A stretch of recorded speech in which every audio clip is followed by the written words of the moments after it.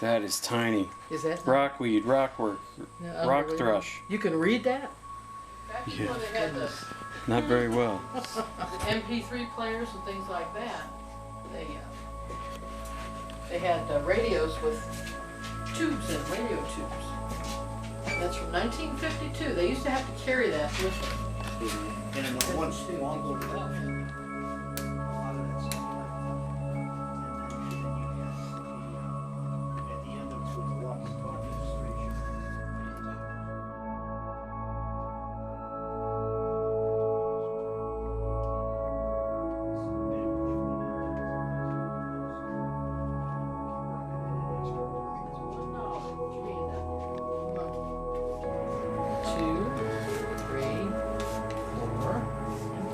Okay, thank you, sir.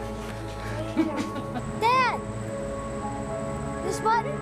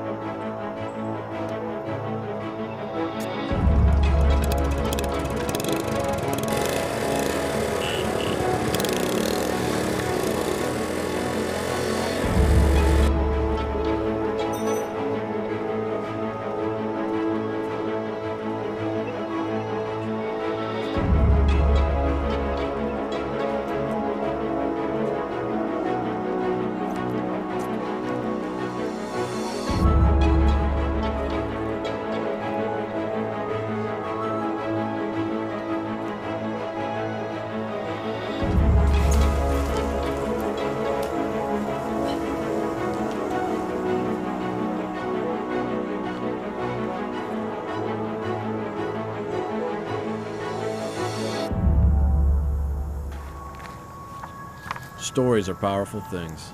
We can learn from them, escape in them, and be inspired by them. The best stories are the ones that leave you wanting to know more, the ones where you want the story to go on and on. Good stories are like that. They stay with you. Maybe it's in the good stories that we become the authors. We add to the story in ways that fit with us. The thing about stories is, though, you need to learn about them to tell them. Sometimes the learning is just as interesting as the story itself. What I'm going to tell you is a story that probably has as much fact as fiction. We just don't know because it happened more than 100 years ago.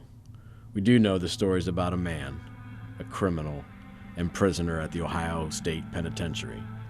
He was known as Blinky Morgan. How I got to know this man, Blinky, is a story unto itself.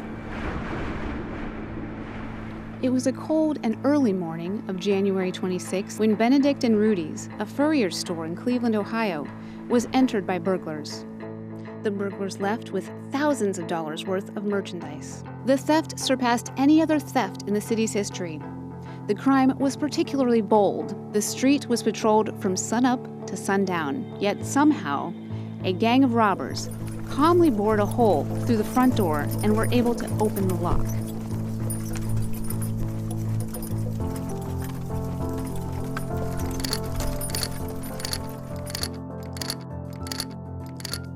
Once inside, they proceeded to select a number of the finest furs. Allegedly, a wagon used as the getaway vehicle waited outside the fur store and was quickly loaded and driven to a boarding house on Sinclair. When it was all said and done, thousands of dollars, more than $200,000 today, of seal sachets were stolen. The Cleveland police were quick to react, and all roads outside the city were ordered monitored per the police captain's instructions. It was discovered that Thomas Story, an expressman, which is the term they used for delivery men back then, had later hauled the burglars and the stolen furs to the Bedford train station, 12 miles south of Cleveland, where the gang of thieves were able to escape uncaptured. This crime was masterminded by Blinky Morgan. Charles Blinky Morgan was an enigma. He liked to present himself as a charming, well-dressed gentleman, but he could quickly resort to violence if the situation required. He became notorious for his gang of criminals during the late 1800s. Merchant stores and post offices around the Midwest were his main targets. Blinky would mastermind thefts that would only be recognized after the proprietors of these businesses would would go in early in the morning to open up only to find their safes unlocked and ransacked. Blinky could be a cold criminal. Legend has it, a member of his gang, who went by the name Naylor, questioned Blinky's safe-cracking skills. Blinky decided to prove his skills by putting a bullet in the Naylor's head, and then left Naylor's dead body to rot beside a river. There are a few more stories like this about Blinky, but not much more is known about him. In the 1800s, he was almost a household name, especially in the Midwest, but now there's very little evidence of his notoriety. It's hard to research someone who is known more by legend than facts. The thing about a story is, there are the incidents that happen that start a story, but it's often myths that finish the story. Without a lot of documentation, you have to make speculations about what really happened and try to construct a portrait of a person who's basically unknown. To make Blinky's story, you have to look at the surroundings during the time of his escapades. His story is made up by the geography of the crime, the merchandise he stole, and by the transportation he used. The story is also made up by the people who know about these things. The historians, academics, and personalities have all developed a curiosity about the puzzle of Blinky Morgan. What I want to try to do here is take everything I know about Blinky and try to imagine him in this time and place. The goal is not achieved by me alone.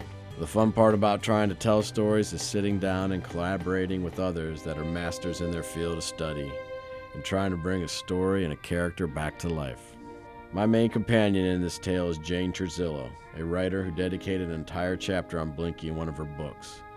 The documentary that you're about to watch follows our journey as Jane unravels the fact about Blinky's most famous heist, the robbery of Benedict and Rudy's. The story has a lot of everything: a heist, good detective work, a daring rescue of a well-guarded prisoner, a shootout, courtroom drama, and finally a protagonist who is hanged from a noose at the Ohio State Penitentiary and a hanging gone wrong. Or maybe not.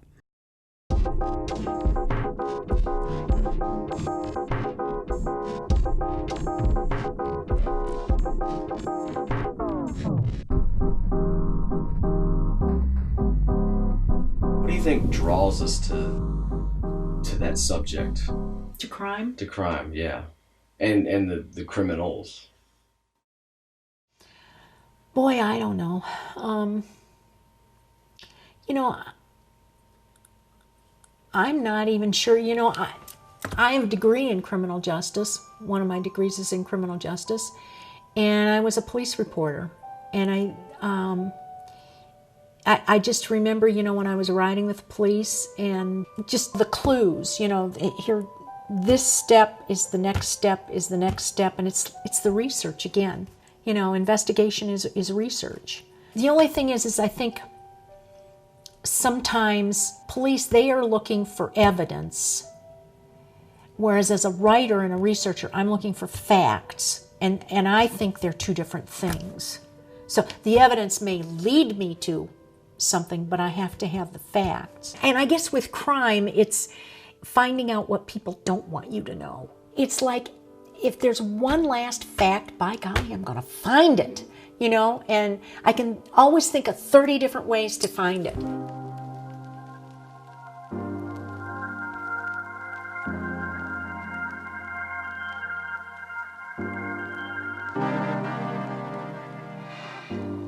And here's St. Clair. Okay, so St. Clair in Ontario. So that's where the boarding house was, where they took the furs. Okay, so there's St. Clair, and here's Superior, and here's Ontario. Okay. They put the stuff in a trunk. The guy that took it, there was an alleyway behind, and he was sitting back there, but there was an alley there. There, it was, so it would have been. So that could. This could be your. Yeah. Could be your site. Private. Alley. Private? A private alley. Okay, I'm betting that's it. But let's look at the next one. Okay. Let's just kind of hypothesize. What do you think that Blinky would have been doing during the day? From what I read, that there was a lot going on all night long, that there was foot traffic passed, and to me that's kind of surprising that back then people would have been out and about I all think night. And it was during bad weather. It was in the end of January. So, you know, it was surprising that, but I think, and what I've learned in my career as historian and, you know, archivist, that we do romanticize the 19th century, and we think it was this quiet, sedate, where they rolled up the sidewalks at 6 o'clock. We would never imagine that there was any type of nightlife, that there were such a thing as crime. I mean, I've gone through coroner's files, and, you know, you find that some of the same sort of social problems that we encounter in the 20th and the 21st century were no different. I know I saw an article once that was talking about the need for gun control because a gunshot had gone off and had hit someone, and there was some hue and cry in the newspapers that we need to change this. So you begin to get this sense of perspective that there isn't all that much that's new under the sun.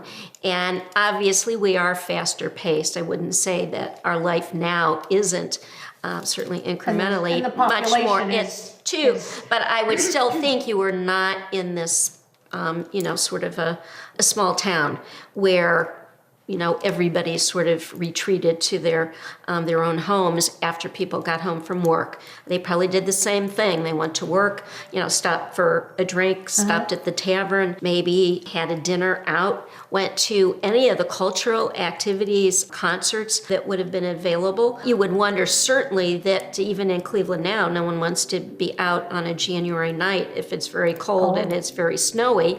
They might have anticipated things to be a little bit quieter, but remember, you're sort of in the center of the city now, and you're not sort of on the outskirts.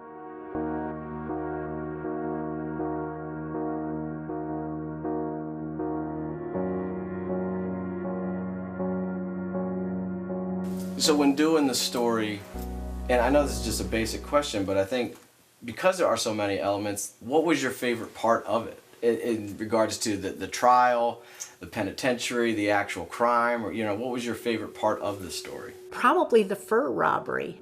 I liked that, just the audacity that, you know, that Blinky and his buddies had. I mean, it had to have been planned out, number one, because they had to have known what time was the best time to hit. They had to know what was in the store, how they were going to get it out. They had to know where they were going to take it. And they had to know how they were going to ship it east. So I just kind of admire the planning.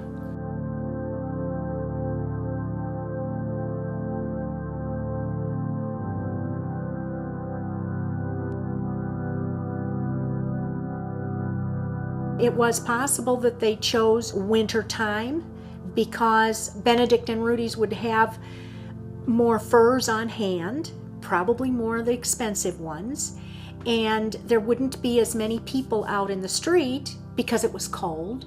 So they would have, an easier time of getting into the store and of course getting the stuff getting the loot, getting the stuff that they wanted. I like to go to wherever the place that they operated, that they lived, and just kind of get the feeling of the place. I'm trying to get the feeling of 1887. Maybe kind of peek in some windows.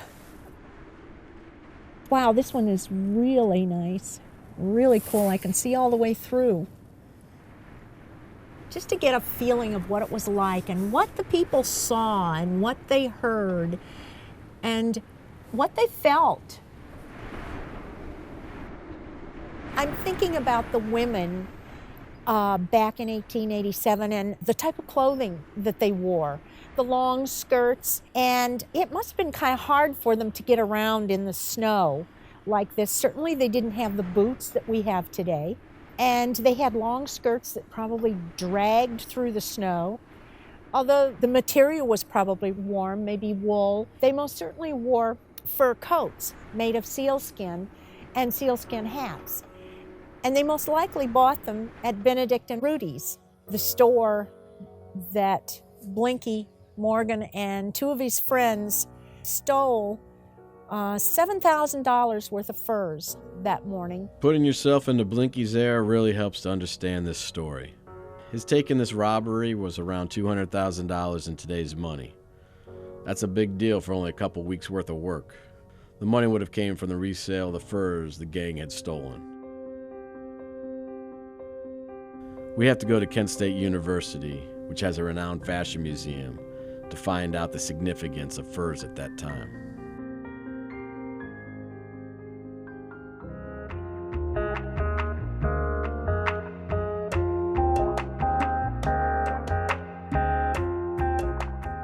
Fur has been worn by people since the beginning of time. We can think of the caveman wearing the fur garment. But when fashion develops and into the time when Blinky and his gang went to the fur store, fur worn on the outside was really seen as something that was for a hunter or more utilitarian. It wasn't seen as fashion. So if you think of a big furry coat, that wouldn't have been something that would have been attractive for men or women to wear as a fashionable garment. About the early 1880s, a new technology came where furriers began to learn how to take these long, furry guard hairs away from the fur, leaving the soft underfur, and make the fur more like a fabric, that the fabric could be manipulated, and as a result of this, the shininess looked much more like silk fabric and could be made into something like this collar or into a coat or a jacket. Mostly all clothing was made of wool primarily, but also silk, cotton, and linen.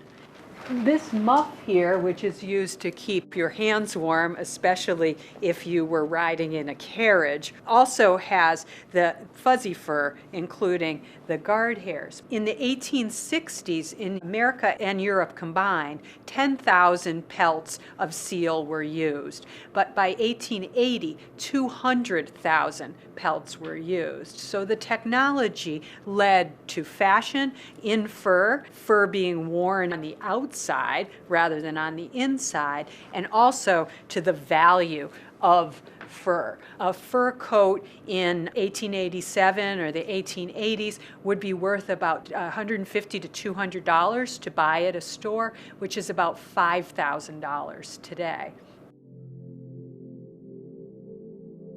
There's an old saying that goes, clothes make the man. In Blinky's case, clothes were about the only thing a man on the run could hold on to. Blinky also used clothes to make him someone he was not, a civilized gentleman. One of the things that makes clothing and clothing of the past interesting and brings history to life is the fact that all of us wear clothing. One of the first things we interact with when we're born is to put a blanket around us. That textiles are part of our life from the very beginning of our life.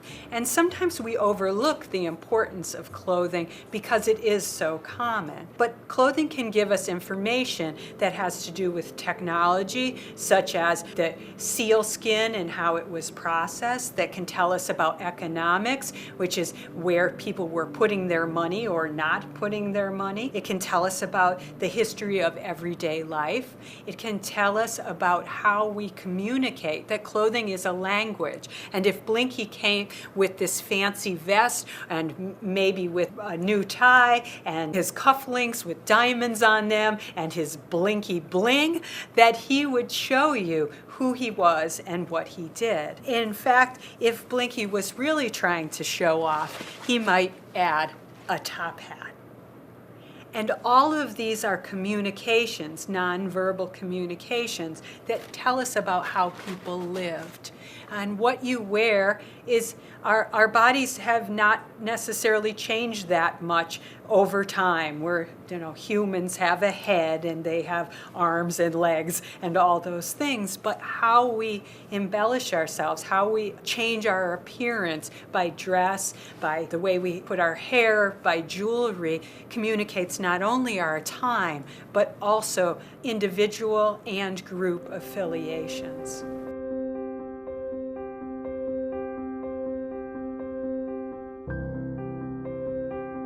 The heist had to be planned out to the smallest detail. It's not like these guys just broke in and had a getaway car waiting. No, they had to have horses and wagons in place. Then they had to get the goods to a train and not be discovered doing this. Timing was crucial in regards to train schedule and shipping the furs to Albany, New York. In Blinky's time, trains played a large role in the everyday life of citizens. I wanted to get a good feeling of the way the trains were, so I talked to a couple guys who have made working on the old trains their life.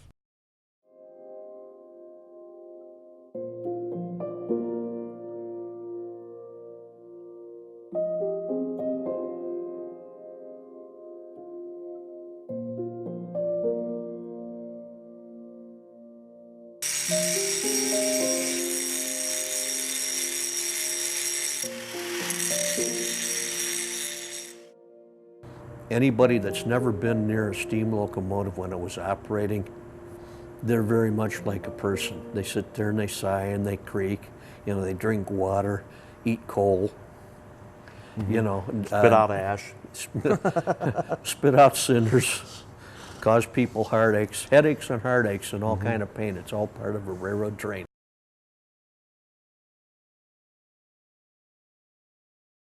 They used to have, though, if a train was stuck on a track or something like that, the conductor or a brakeman would walk on the track, and they have these little caps of dynamite, and they would set them on the track. Yeah, they call them torpedoes, and they set them on the track, way down the track. So that gives an ample time when an engineer, because they didn't have signal lights like they do today, or radios or anything like that. So they would set these little torpedoes on the track to warn whatever train's coming next that, hey, we're broken down. They put a whole bunch of them down there. And then when they run over it, it makes a small explosion. They'll know, and they know that, oh, we got to put the brakes on, and they start stopping the train right away. If you don't remember your past and where you came from and what your roots are, you got nothing to build on. And this was part of a very vibrant, energetic past. After the Civil War, it was just a great era of expansion in the whole country, and Ohio was no different. The original railroad that came up the valley was chartered in 1871. You look at the railroad maps, I mean, just going by, you know, 5-year increments, it's just like they blossomed. It's a slow motion flower blossoming. Railroads going everywhere. Going everywhere. So 1880s, the train was probably everything. I mean, it brought in traveling. I mean, Well, it hasn't been that long since the train wasn't that way. In my memory, and I don't know old guy jokes now, in my memory, you know, when I was a little boy, you didn't call the airport. Airplanes were expensive. That was only for business people with a lot of money. Everybody that was going to go someplace for any distance called the train station, and you found out what trains were leaving. Every 20 minutes there was a train going in and out, coming in or going out. You know, it's just like in a busy airport today. But it was in the earlier days, like in the 1890s, you would have to get on a horse to take you to one station to another station that could be 20 blocks away or, you know, 15 blocks away so that you can catch the next train. That's why they built Terminal Tower, to put all the railroad stations all together in one spot.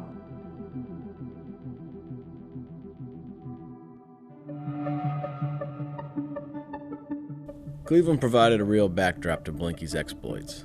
Cleveland was then a thriving Midwest metropolitan city. Rockefeller, who founded Standard Oil in the city, was just one of many capitalist titans who helped with the economic and cultural prosperity to the area. All snazzed up, Blinky could have fit right in on the streets and in the storefronts. We can see what kind of city Cleveland was with photographs. A photo is something that is both real but abstract. It is something that freezes an image at a certain point in time. You can't stop time, but you can capture an image of something that happened. The internet lets us feed our eyes on thousands and thousands of images at just a click. But there's something about holding an actual photo, especially a photo that had to be printed from a negative. It is a layered process that adds to the specialness of the record it tries to convey. Recently, we're looking at a lot of views of public square over the last 100 years, or plus, a little over. And it's amazing how we are trained in our mind that when we look in the one quadrant, we're going to see Terminal Tower. And when all you see are 1- and 2-story businesses, it's almost as if you can't believe it when you look at them. You know, you're seeing the landscape behind those buildings, which we never see now because, of course, we know we have this prominent landmark right there. It actually will throw me for a loop every once in a while when I see one of those, because for my brain just doesn't want to identify that area without the terminal tower. And so it's interesting. We become very accustomed to the landscape that we have. And we're fortunate, thanks to the massive collection that we have, that you can see so much more from different points in time, see the evolution of different areas of the city. Definitely, I think, inspires you to look at the world a little differently.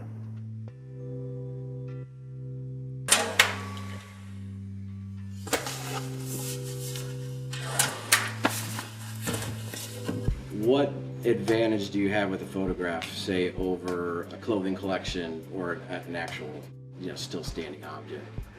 Well, I think a photograph can capture atmosphere, capture the essence of a moment. And I think that's the beauty of photography, is that it lets you essentially travel through time to view a moment that never happened before, is not happening now, and will never happen again.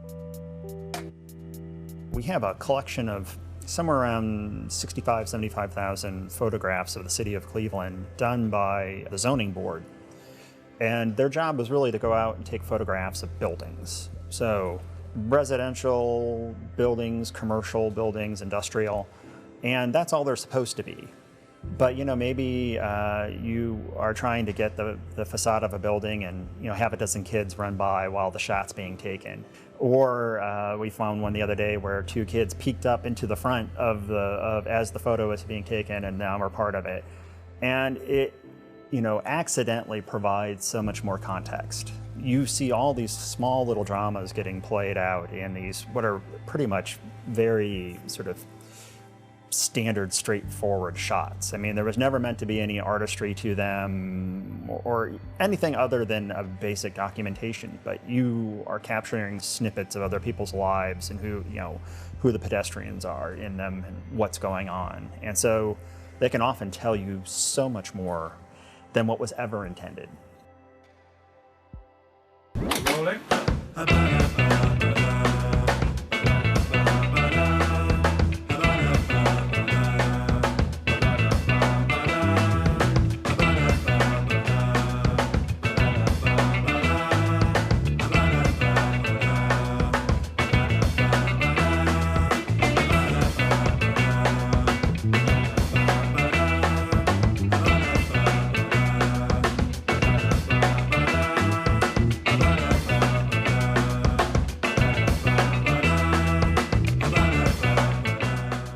So how'd you start your research? Where did you go?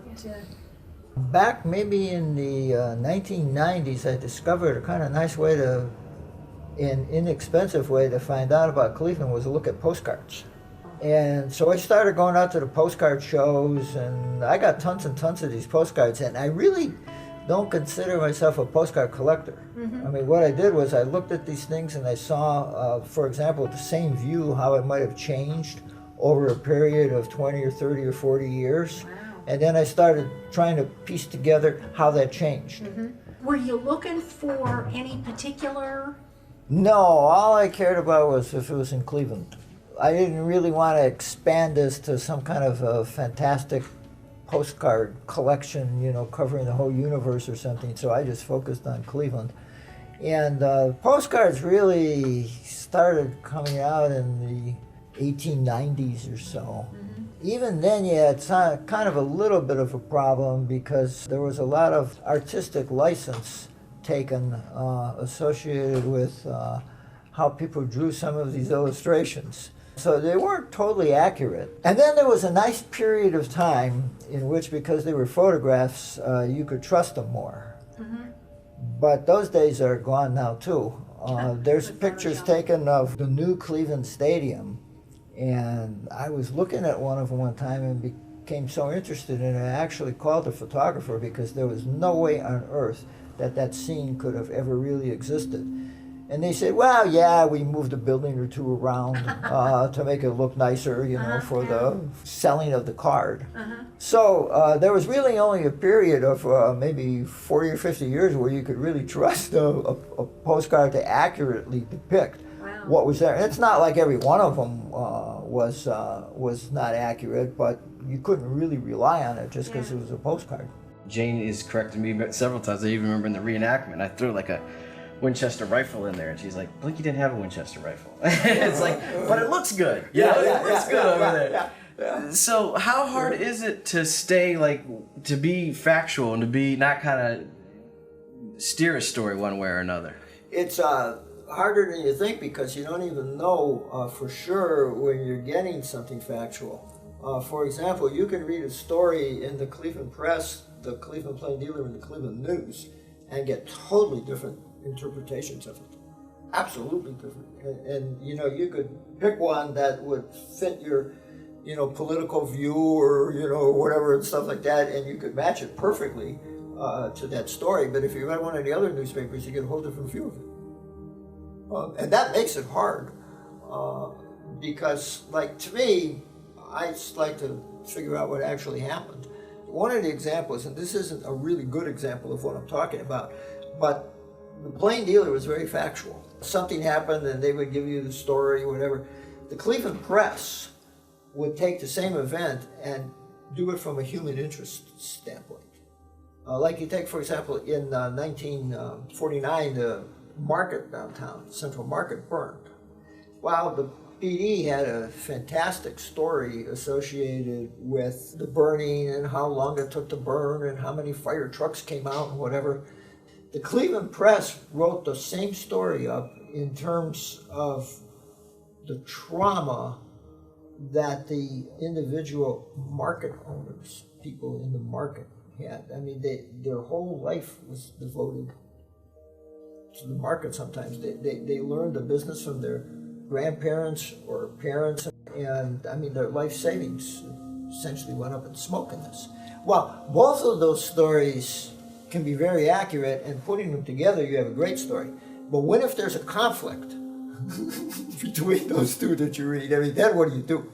And that's when it gets harder. Blinky was the nickname given to Charles Morgan for the twitch in his right eye, a scar that some say came from his time served in the Civil War. Others say Blinky used too much gunpowder one time when blowing a safe and was cut when he became the recipient of hot flying steel from the explosion. Gunfight, knife fight, we'll probably never know. Just another part of Blinky's mystery. Blinky Morgan, we don't really know a whole lot about Blinky Morgan. The only thing that we can kind of be sure of was that he was born in Philadelphia in 1834. He was known by a lot of different last names. Some people thought that he came from Liverpool, England, that he was a famous thief over there in England. Somebody thought that he was from Trumbull County. Somebody else said they were pretty sure he was from Ontario, Canada. People even said he probably rode with the James Gang. So we just really don't know. But what we do know was that crime was his job. What was that one piece of research that backed up your thought process on who Blinky was?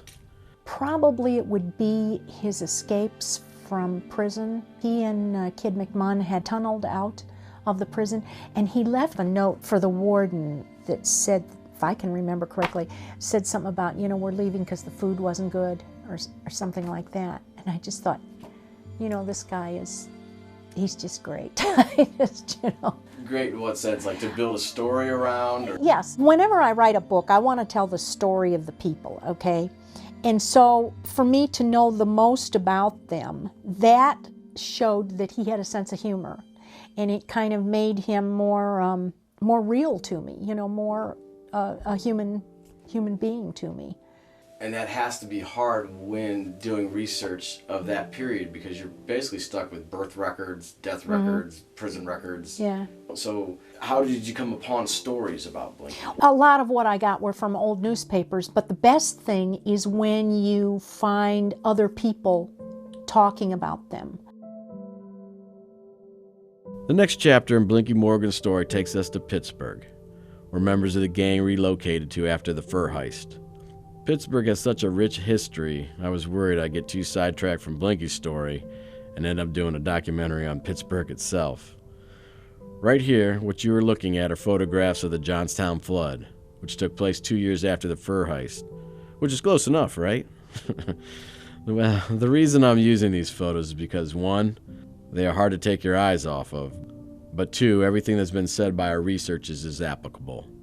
The men on the bridge, the hats and boots, overalls, jackets, suits, and it's safe to say that under these circumstances an equality exists among the classes in this moment. Being able to peek into people's homes and get an idea of how people lived helps to understand their relationship to one another. Members of the Blinky Morgan gang would most likely be in a boarding house that resembled a similar room. No closets in those days. Folks didn't have as many clothes as we do today. Clothes were kept in a simple armoire. It only took 2 days after the heist in Cleveland to round up the usual suspects in Pittsburgh, and Kid McMunn was among them. The kid was a noted thief, a true gunslinger, and a known member of the Blinky Morgan gang.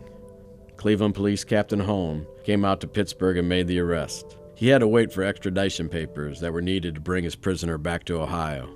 In 1887, in order to extradite a prisoner from another state, paperwork had to be signed by the governor of Ohio. So an officer from Cleveland had to make the round trip to the Ohio State House, a magnificent structure that has been restored to its 19th century grandeur.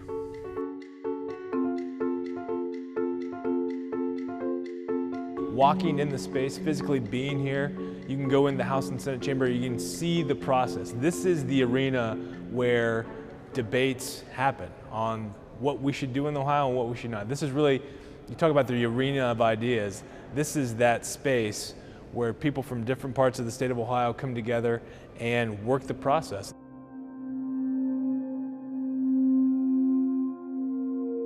So if we imagine being here in 1887, we're walking up these stairs to the rotunda, we're walking across the rotunda over to the governor's suite of offices, and that's where they would have come to have Governor Forker sign that warrant to get our boy in Pennsylvania.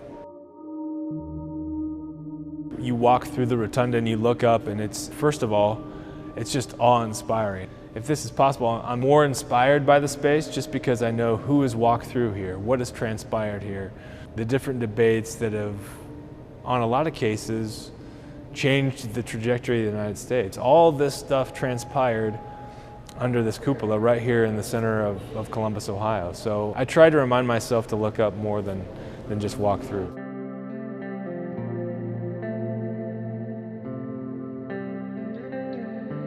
The Cleveland officer obtaining a warrant from the governor of Ohio at the State House may seem like a side note. For me, it really showed me the pace of the era. Just to obtain a warrant, an officer had to take a train from Cleveland to Columbus, and then from Columbus to Pittsburgh. But for me, I was able to imagine a story coming to life. This officer, who had probably never seen the State House, was surely telling others on the way to Pittsburgh what a magnificent building it was. Once in Pittsburgh, he had to be eagerly welcomed, for he held the key back to Cleveland. Or maybe he just read the Pall Mall Gazette and wondered how he could get a fantastic fur coat like that of writer Oscar Wilde. We've covered a lot of ground in better understanding the time and place in which Blinky's crime was committed, so now let's get back to the story. Kid McMunn has been captured and is now being brought back to Cleveland by officers Captain Hone and Detective Hulligan to answer for his part in the fur heist of Benedict and Rudy's. This is where the story goes off the rails.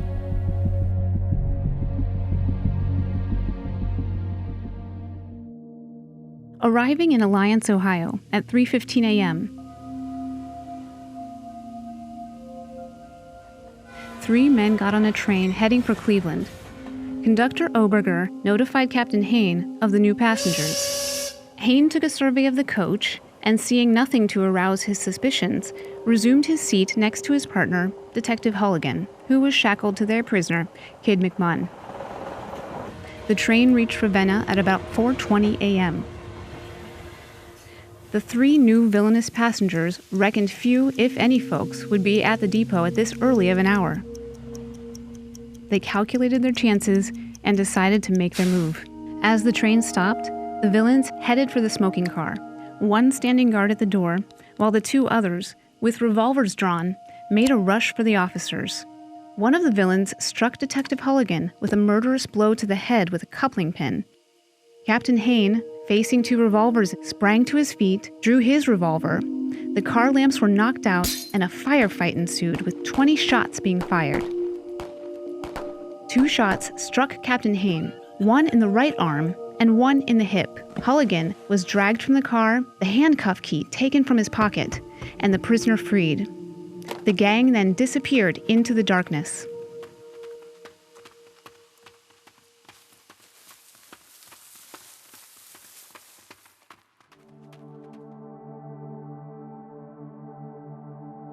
We're currently sitting in the 90 car at Midwest Railway Preservation Society. This car is built in 1930, so it was built some years after the Blinky Morgan incident on the rail yard. The seats were probably fixed, but by the same token, rail cars had not gotten any wider than this. They can't. And for 2 detectives and a prisoner to sit in a section of seats and then have 4 people trying to jump on 2 people, you're looking at approximately the same amount of space that they had, and everybody taking a swing at everybody.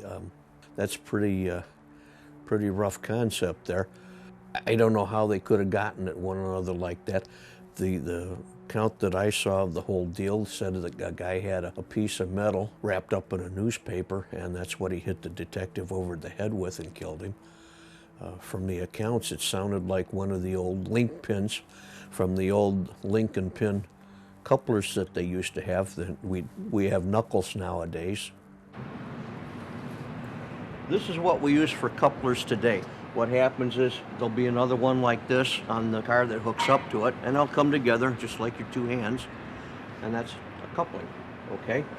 Back in that day, there was like a link in the chain. It was about that long, slot in the middle, and there was a slot inside the car. The brakeman would take and hold that link in there and put a pin in it, and he'd stand there, and when the engine backed in, he'd try and get it in the opposing slot and drop the pin all at once and get out of there before he got crushed.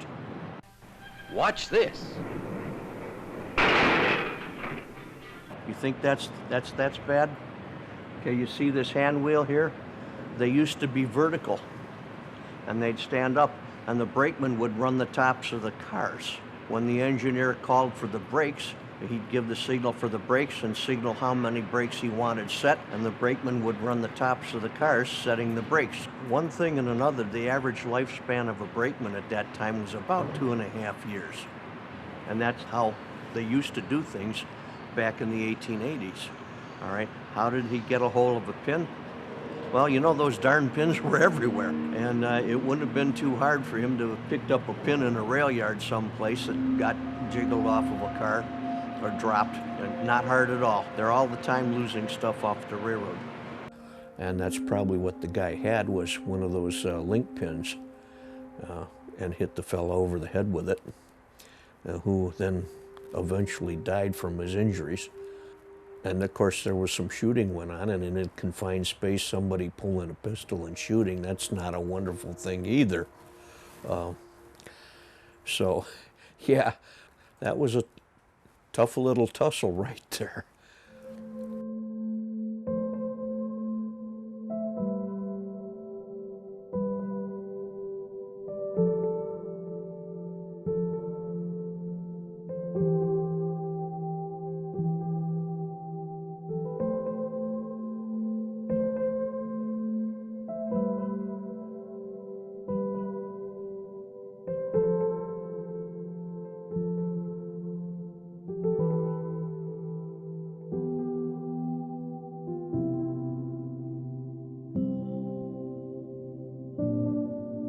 Right here. See, I'd still like to know if he had somebody waiting at that station with horses. Mm-hmm. I mean, they had to have something to get away with. Because when you look at the map of Ravenna from then, there's like 4 or 5 train stations.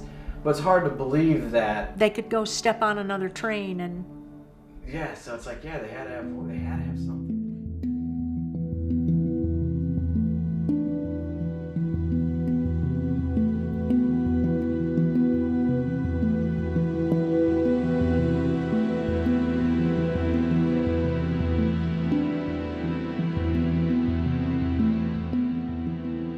The newspapers all say that they just ran down the track and into the night. And I thought to myself, they had to have had some way to escape, which meant that they probably had somebody out in the woods someplace with horses so that they could get away. And again, how did Blinky and his gang, how did they know what train and how many policemen were going to be with Kid McMahon? How did they know?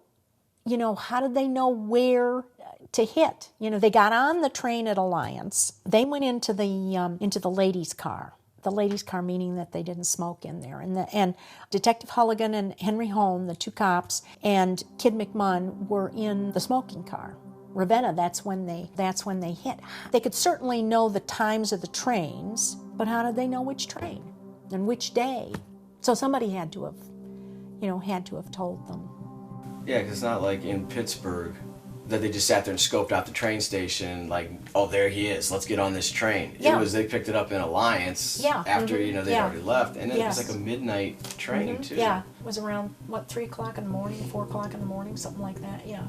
At some point, the detectives saw some sketchy characters. Was it a conductor? One of the trainmen saw some kind of sketchy characters, and they told Henry Hone. But then it didn't say anything, about what Hone was going to do, although I'm sure that he was alerted. Both police officers were armed. I don't know what they could have done at that point.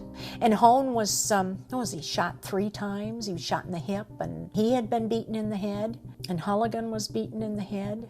No, it just seemed like there's a lot of tension that would have been built up. You know what I mean? Like, here you are assuming something, and it's so late at night, you're not really on your game, you would think. I'm sure, yeah. And so, yeah, I found it. I'm sure. Just thinking about the tension that was taking place. Like, I think these guys might,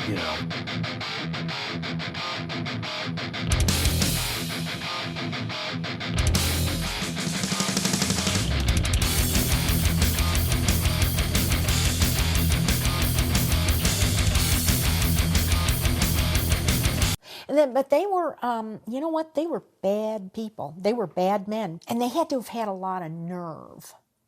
And I think that's one thing that, that criminals have, is a lot of nerve. Now, they may not be the kind of nerve, the right kind of nerve, but Blinky Morgan sure did have, he had guts of some type. Because, see, there were other people in that car. One was a minister, as I remember. There were a couple of women that turned out later were probably prostitutes. And they had to know that they were going to have to get into that car and control the situation. See, the first thing that they did when they got on the train was they knocked out the lights. So, people couldn't see. And, and people are in shock.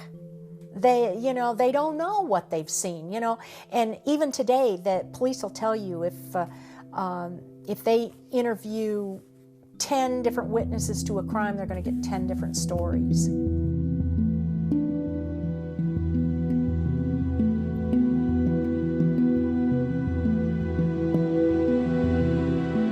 Though it is not known conclusively if Blinky was present on the prisoner-busting train that cost Hulligan his life, it is without a reasonable doubt that Blinky, with his crew, had holed up in Michigan in a flop house where they were making plans to escape to Canada. It is here where Sheriff Lynch and his able-bodied staff surprised Blinky with a raid.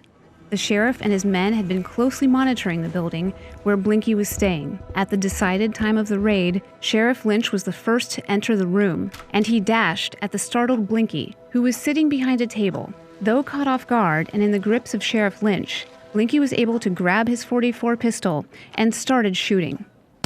Lynch held his arm, but he caught a bullet right above the knee. Blinky was finally secured by Lynch's men, and they were also able to catch his accomplices. After locking Blinky and his men in a Michigan jail cell, a steamer was arranged to transport them back to Ohio, where they would be tried.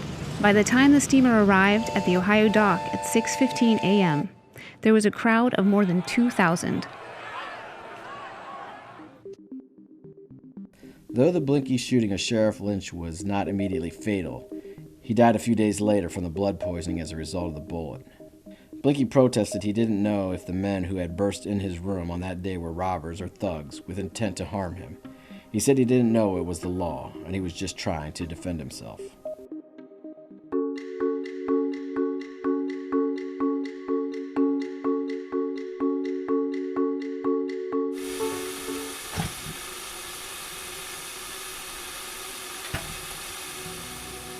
By the time Blinky was brought before the judge to render his plea, the courthouse in Ravenna was filled to capacity. Newspaper accounts from that time noted there were a number of ladies packing the courtroom so they could catch a glimpse of this notorious man.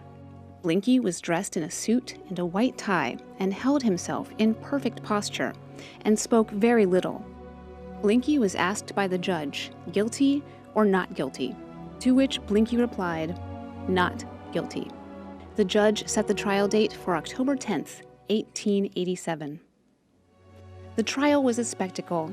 The prosecution had plenty of witnesses, and as each spoke, Blinky's attorney, Sam Eddy, found ways to discredit the accounts. As it was at the arraignment, the trial courtroom was packed, mostly with women. Blinky, always the showman, dressed in a suit and a white tie and held his head high. He would often lean back in his chair and rock back and forth while the business was being conducted. Blinky, during this time, and very conscious of the need to appear as a gentleman, petitioned the judge to permit him to be allowed to shave. When it was time for Sam Eddy to defend his client, it got weird. Eddy never called any witnesses, nor did he offer any closing argument. No one is sure why he did this. It could be that he and Blinky were under the mistaken belief of the obviousness of Blinky's innocence. Could be that Eddy was trying to set up a reason to have the case declared a mistrial. Perhaps it could have been even a darker reason. Maybe Eddy, who sensed the bloodlust from the public, wanted to keep his reputation intact and simply went through the basic motions of being the legally mandated defense attorney. We will never know. The jury took less than an hour and a half to return their verdict. Guilty.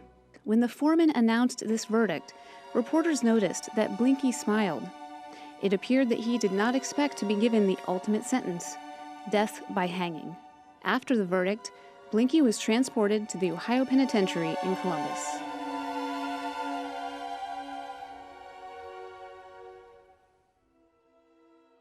Most of the clothing worn by Blinky and the men during this period would be fairly boring. Black wool, gray wool, and part of the reason of that is because the environment in which they lived was very dirty. There was coal used for heating, coal used for train. The streets were not paved. They had not only dirt, but filth because people didn't have the same types of sanitation that we have today.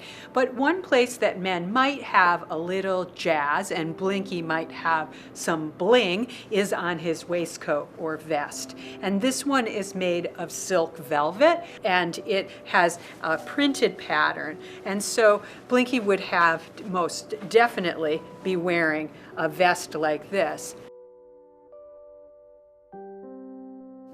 And he was dressed all fancy and for he the was gallows. Dressed, Right? yes, he was. He had a white tie on, a white bow tie, and he even had a boutonniere. He was styling all the way till the end. Yes, he was going to style all the way to the end. There are also clues in things, the rustle of a fabric that might be for a writer very important, or the squeak of a shoe. So clothing is not just visual and tactile, there's also the sound, there's even the smell. The smell of it, yes. And the way that people carry themselves. Let's say a man wearing a t-shirt or a man wearing a suit and a tie will walk different, will sit different. Right. And as a writer, those are important details. Those are important things, yes, yes.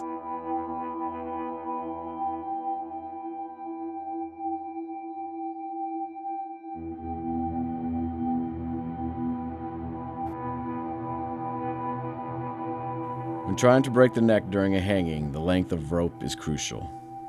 Too short, and instead of breaking the neck, the recipient of the hanging suffocates to death, sometimes taking up to 30 minutes.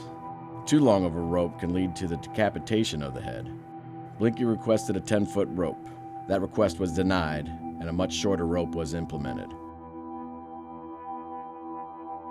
Despite the few attempts for an appeal, and with some minor delays, Blinky's hanging was finally scheduled for August 3rd, 1888. He requested and was allowed to wear a nice suit, replete with a white cravat and a flower in his lapel.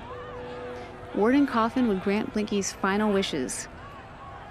Select lawmen would not be permitted to witness his execution. Moments before the execution, those lawmen disobeyed his wish. A hood was placed over his head and the noose around his neck. Blinky was asked about any last words. He simply said farewell to his girlfriend with, "Goodbye, Nellie." The trapdoor was opened at 1:22 a.m. The fall through the trapdoor failed to do its work. It took 24 long minutes before Charles Blinky Morgan would succumb to the noose.